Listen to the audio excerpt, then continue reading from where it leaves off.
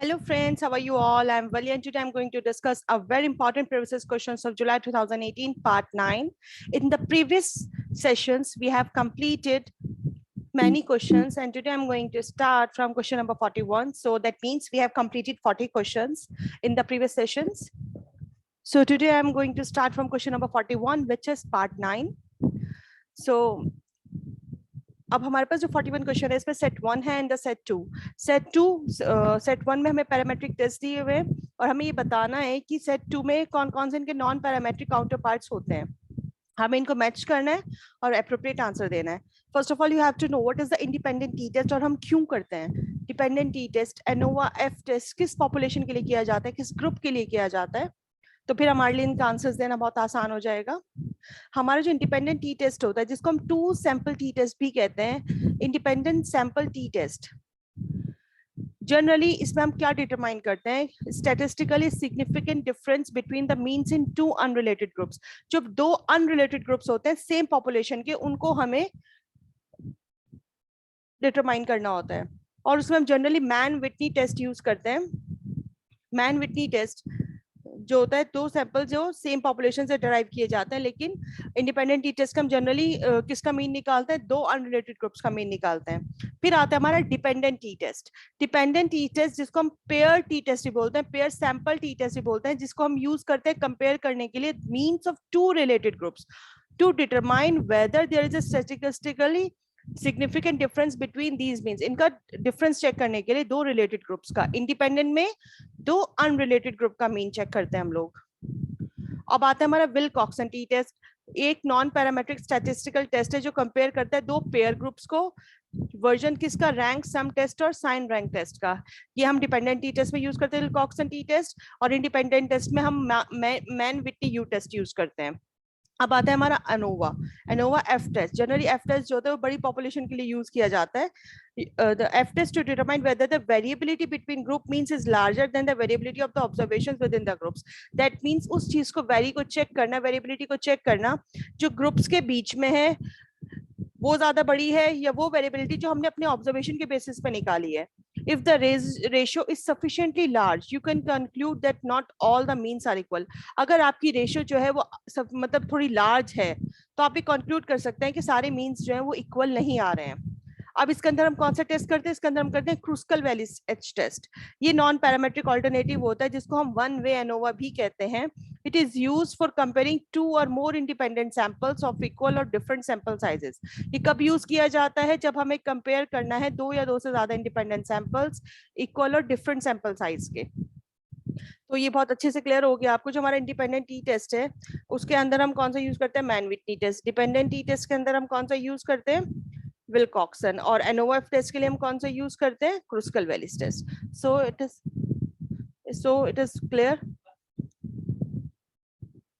In a normal distribution of scores, the percentile rank of a student scoring at -1z. So आप -1z का score कैसे निकालोगे, आपको पता होना चाहिए नॉर्मल डिस्ट्रीब्यूशन ऑफ स्कोर्स के बेसिस पे. तो अब हम क्या करते हैं, जब हमें परसेंटाइल रैंक कैलकुलेट करनी होती है, जेड स्कोर हमें कितना गिवन है, -1z. तो जो नॉर्मल प्रोबेबिलिटी कर्व है हमारा, उसमें टोटल परसेंटेज क्या होती है हमें पता है. जो हमारा ये बिल्कुल क्लियर है, ये आपको अगर पता होना चाहिए कि इतने से इतने डिफरेंस के बीच हमारे 34.13% है, 13.59 है, 2.14, और ये वाला पार्ट जो है हमारा 0.14 सॉरी +1 और -1. इधर आपका +1 +2 है, इधर आपका -1 -2 है. इसी तरह से यहाँ पे इनकी वैल्यूज है. ये हमारा नॉर्मल प्रोबेबिलिटी का कर्व है. तो जब हमें -1 निकालना होगा, तो जब हम 0 से -1 की तरफ जाएंगे तो इट्स वेरी सिंपल कि हम पहले 0.14 को प्लस करेंगे. 0.14 प्लस 2.14 प्लस 13.59, 34.13 नहीं लेंगे क्योंकि हमें सिर्फ -1 तक का लेना है. ठीक है. तो जब हम इनको कैलकुलेट करते हैं तो हमारा टोटल आता है तकरीबन 15.87%, जो हमारा अप्रोक्सीमेटली किसका होता है, 16% के.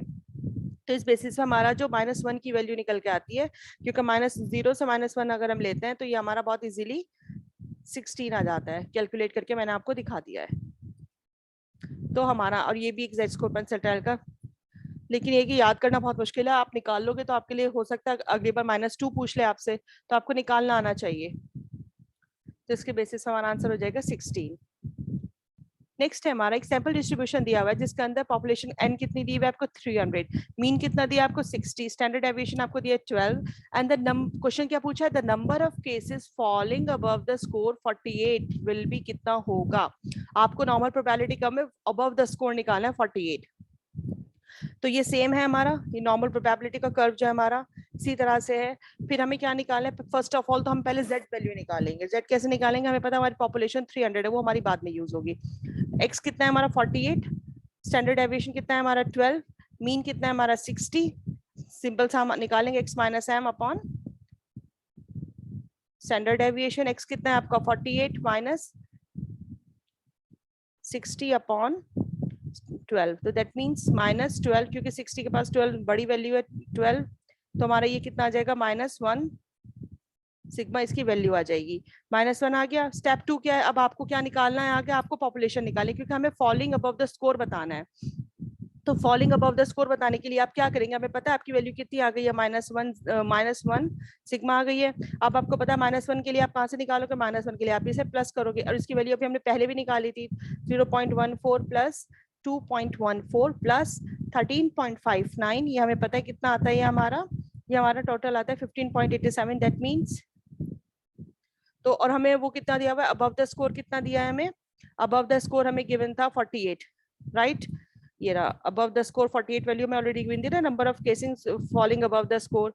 तो जब हम अबव द स्कोर देखते हैं 48, तो इसमें से कितना माइनस करेंगे, 100 माइनस 15.87 जो आपकी वैल्यू आई थी, तो आपकी आ जाएगी 84.13% ऑफ एन। एन हमें पता है हमारे पास कितना है 300, तो हम बहुत आराम से निकाल लेंगे 84.13 अपॉन 100 इंटू 300, 20 से 20 कट, आंसर आपका जो अप्रोक्सीमेटली आएगा वो आएगा 252।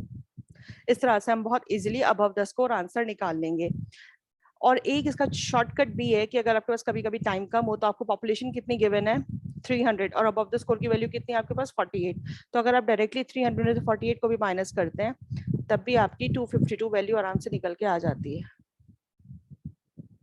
ये एक शॉर्टकट है, अगर आपके पास टाइम कम हो तो आप ये भी अप्लाई कर सकते हैं। तो ये था हमारा आज का क्वेश्चन। सो नेक्स्ट क्वेश्चन, ये थोड़े रिसर्च के क्वेश्चन हैं, बहुत इंपॉर्टेंट हैं, थोड़ा प्रैक्टिस चाहिए होती है इनको। 2 वेरिएबल्स है हमारे पास x एंड y, उनकी अपनी अपनी सिग्निफिकेंट नेगेटिव कोरिलेशन है। पर आपको पता होना चाहिए 3 तरह के कोरिलेशन होते हैं हमारे, positive correlation, negative correlation and zero correlation. अब आपको बताना उसके बेसिस पे कौन सा स्टेटमेंट सही है, तो थोड़ा सा पढ़ लेते हैं इसके बारे में, बहुत इंपॉर्टेंट है। कोरिलेशन रिसर्च जो होती है हमारी साइकोलॉजी में जनरली क्या की जाती है, आप किस चीज के बीच में कोरिलेट कर रहे हैं चीजों को। आपके पास 2 वेरिएबल्स हैं रिसर्च में, गैस करो कि मैं जो रिसर्च करी उसमें मैं क्या देखी हूँ कि एक स्टूडेंट के ऊपर मैंने रिसर्च की है, अब मैं देख रही हूँ कि वो कितना टाइम में पढ़ पा रहा है, अमाउंट ऑफ स्टडी टाइम, और उसका मैं दूसरा वेरिएबल क्या ले रही हूँ, उसका अकेडमिक अचीवमेंट क्या है, मतलब वो कितना पढ़ रहा है और कितना अचीव कर रहा है अकेडमिकली। सो इस तरह से हम 2 रिलेशनशिप की वेरिएबल्स चेक कर सकते हैं, उसे हम कोरिलेट करना बोलते हैं। कि अगर बच्चा ज्यादा पढ़ रहा है तो उसके मार्क्स बहुत अच्छे आ रहे हैं, दोनों चीजें इंक्रीज हो रही हैं, दैट मींस पॉजिटिव कोरिलेशन हो रहा है। पता चला ज्यादा पढ़ रहा है, मार्क्स और एक्टिविटीज कम हो रही हैं उसकी, दैट मींस नेगेटिव कोरिलेशन, एक पॉजिटिव है एक नेगेटिव जा रहा है। तो ये सब चीजें हम चेक कर सकते हैं। कोरिलेशन कोफिशिएंट जो होता है जनरली इसकी जो वैल्यू होती है 0.0 से -1 होती है, और जो आपके कोफिशिएंट ऑफ रिलेशन होते हैं ये 3 तरह के होते हैं, पॉजिटिव, नेगेटिव एंड जीरो। जो हमारा पॉजिटिव रिलेशन होता है दैट मींस कि क्या इंडिकेट करता है कि जो वैल्यू है एक वेरिएबल की, दैट मींस आपका x है, अगर वो इंक्रीज कर रहा है तो जो आपका दूसरा वेरिएबल है दैट मींस y, वो भी आपका इंक्रीज करेगा। किसमें, पॉजिटिव कोरिलेशन में। सिमिलरली अगर आपका x वेरिएबल जो है वो डिक्रीज करेगा तो आपका y भी डिक्रीज करेगा। ये बात आपको अच्छे से समझनी है।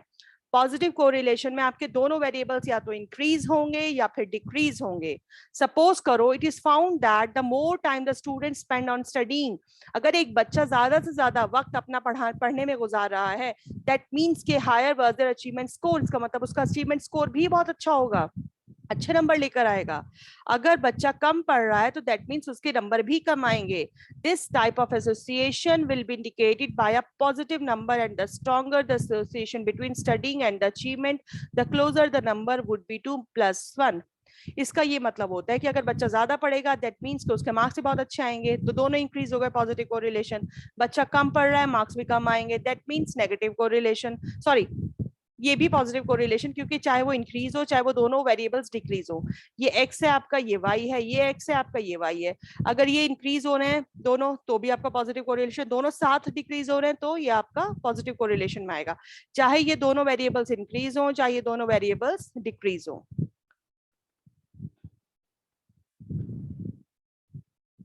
नेगेटिव कोरिलेशन क्या होता है हमारा, the value of one variable x जो होगा आपका इंक्रीज होगा, लेकिन जो दूसरा वैल्यू वेरिएबल होगा वो आपका डिक्रीज होगा। दैट मीन्स अगर एक्स आपका इंक्रीज हो रहा है तो वाई आपका डिक्रीज होगा, नेगेटिव में एक प्लस होगा और एक माइनस होगा।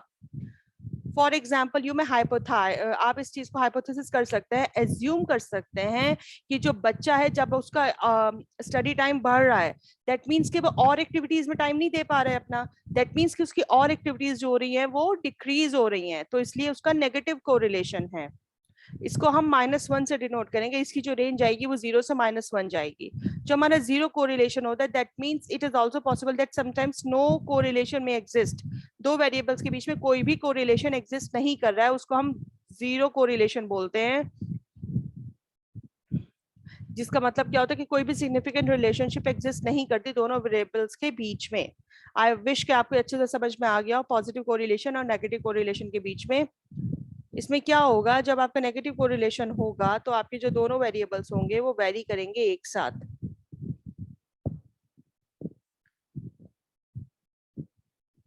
अब आपका बहुत अच्छा क्वेश्चन जो अक्सर आता है हर साल और रिसर्च एप्टीट्यूड का बहुत आसान और बहुत अच्छा क्वेश्चन है हमारा, जैसे अब आपको पता होना चाहिए इन टर्मिनोलॉजीज के बारे में, जैसे नॉमिनल स्केल, मेजरमेंट स्केल्स हैं हमारे जो हम रिसर्च में यूज करते हैं। नॉमिनल स्केल को हम क्लासिफाई करने के लिए यूज करते हैं, किसी भी चीज को क्लासिफाई करना हो, लिस्टिंग करनी हो। ऑर्डिनल स्केल जब आप किसी चीज को ऑर्डर में करना हो।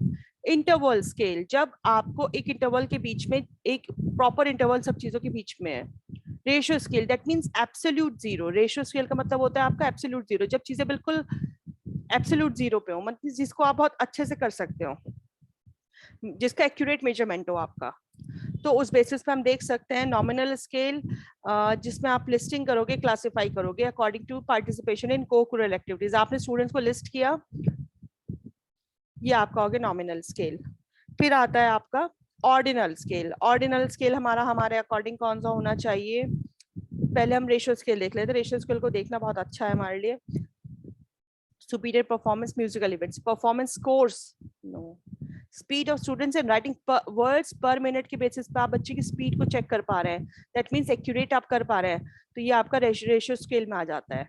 तो हमारा first option third and the last option fourth तो हमारा कहीं ना कहीं आंसर बन रहा है।